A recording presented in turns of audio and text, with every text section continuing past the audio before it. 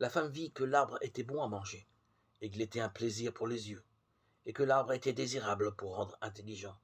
Genèse 3:6.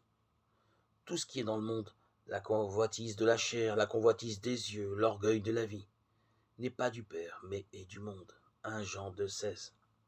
Adam, le premier homme, a désobéi à Dieu et a entraîné dans le péché tous les hommes après lui. Jésus, appelé le dernier Adam, 1 Corinthiens 15, 45-47, parfaitement obéissant à Dieu, a recommencé l'histoire de l'homme. Il est devenu, par sa mort et sa résurrection, celui qui délivre du pouvoir du péché. Les deux ont été tentés par Satan, mais Adam était dans le paradis, un lieu de délices. Jésus a été tenté dans un désert. Adam avait une nourriture abondante, tout arbre bon à manger, Genèse 2,9. Jésus a été tenté après avoir jeûné pendant 40 jours. Il avait faim, Luc 4,2. Adam cohabitait avec des animaux paisibles.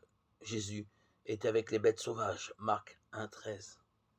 Satan les a tentés l'un et l'autre en cherchant à les faire douter de la parole de Dieu et de sa bonté. Genèse 3,1-5, Luc 4,1-13.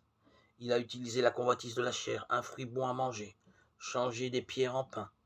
La convoitise des yeux, un plaisir pour les yeux, posséder des royaumes, l'orgueil de la vie, le désir de devenir intelligent, se croire invincible. Adam a douté de Dieu au sujet de ce qu'il lui a dit. Il a succombé à la tentation. Jésus est resté fidèle à cause de sa perfection intrinsèque, dans une confiance absolue en Dieu. Il a opposé à Satan des textes de la Bible. Il est écrit devant lesquels Satan a dû s'incliner, Luc 4,13.